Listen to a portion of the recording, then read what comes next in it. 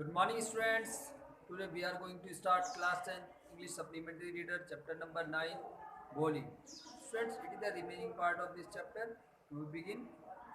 Boli looked up as if to ask, really? यानी भोली ने उसकी तरफ को देखा जैसे कि वो कुछ पूछ रही हो कि वास्तव में yes yes it will be very easy. तो मैडम कहने लगी ये बहुत ज़्यादा इजी होगा, आसान होगा तुम्हारे लिए। You just come to school every day, कि तुम डेली स्कूल में आना। यू विल यू कम, क्या तुम आओगी? भोली नोडिड, भोली ने अपना सहमति से सर हिला दिया। नोडिड में सर हिलाना। नो से इट लाउड, अलाउड, नहीं तुम इसको जोर से कहो, मैडम ने कहा। ये yes, and Bholi herself was astonished that she had been able to say it. Bholi खुद ही आश्चर्यचकित हो गई कि वह इस बात को कह सकती थी, अब बोलना सीख गई थी वो। डिडंट आई टेल यू, क्या मैंने तुम्हें ये नहीं बताया था? नाउ टेक दिस बुक, अब तुम इस बुक को लो, मैं तुम्हें एक बुक दे देती हूँ। The book was full of nice pictures and the pictures were in colour. जो बुक थी उसमें बहुत सारी अच्छी अच्छी पिक्चर्स थी, चित्र बने हुए थे, और जो पिक्चर जो थी उन पे वो कलरफुल थी। जैसे कि कौन कौन सी चीज़ बनी हुई थी वहाँ पर? Dog, cat, goat, parrot, horse, tiger and cow just like Lakshmi. यानी ये सभी कुत्ता, बिल्ली, गायें, घोड़ा, तोता, टाइगर और एक गाय जो थी लक्ष्मी की तरह थी।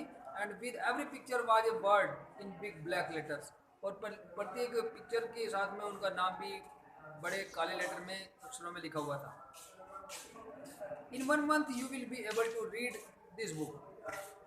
तो मैडम कहने लगी कि 1 महीने में तुम इस पुस्तक को पढ़ने लायक हो जाओगी। Then I will give you a bigger book, उसके बाद मैं तुम्हें और इससे बड़ी पुस्तक दूंगी। Then a still bigger one, उसके बाद मैं एक और बड़ी दूंगी। In time you will be able more learned than everyone else in the village, और कुछ ही समय में तुम गांव में सबसे ज़्यादा पढ़ी लिखी हो जाओगी। Then no one will ever be able to laugh at you, और फिर उसके बाद में कोई भी तुम्हारे ऊपर नहीं हंसेगा। People will listen to you with the respect, और लोग तुम्हारे सम्मान के साथ में तुम्हारी बात को सुनेंगे। And you will be able to speak without the slightest stammer, stammer कहता है हकलाना, और थोड़ा सा भी बिना हकलाओ तुम बहुत अच्छी तरह बोलने लगोगी। अंडरस्टैंड, समझ गई? Now go home and come back early tomorrow morning, अब तुम घर पे जाओ और कल सुबह सवेरे स्कूल में आ जाना, मैडम ने उसको कहा। Holi felt as if suddenly all the bells in the village temple were ringing.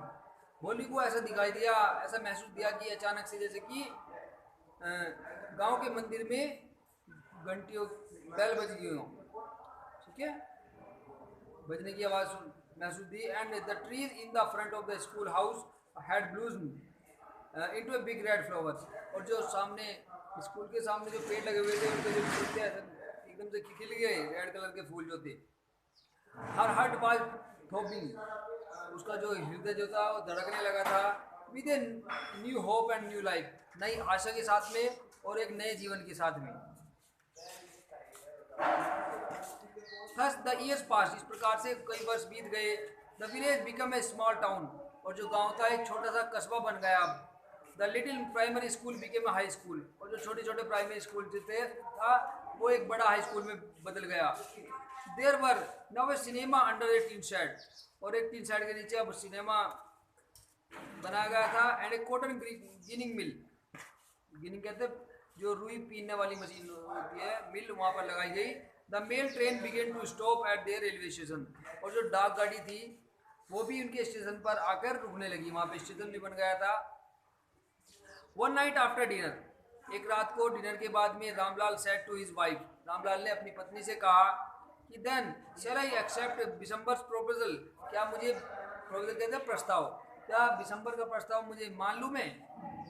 Yes certainly his wife said, उसकी पत्नी ने कहा हाँ बिल्कुल मान लो।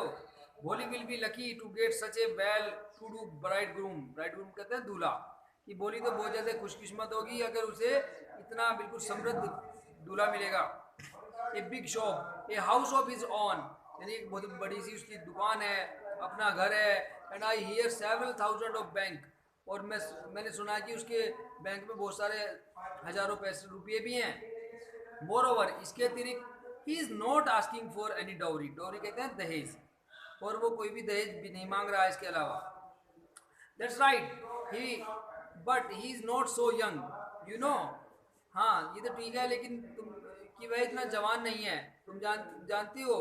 Almost the same age I am, कि लगभग इतनी उम्र है जितनी कि मेरी है। एंड ही ऑल्सो लिम्स, लंगड़ा के चलना, और वह लंगड़ा के भी चलता है।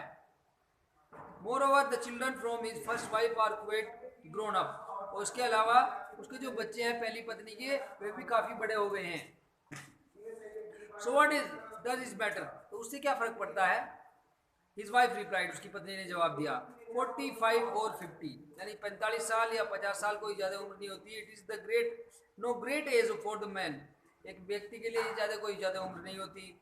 We are lucky that he is from another village, कि हम बहुत ज़्यादा लकी हैं कि वह दूसरे गांव से ताल्लुक़ रखता है। And does not know about her pock marks, और वह भोली के चेहरे पे जो पॉकिंग के मार्क्स बने हुए हैं चेचक के, उनको भी नहीं जानता। And her lake of sense, और उसकी जो कम बुद्धि है, मंद बुद्धि, उसको भी नहीं जानता।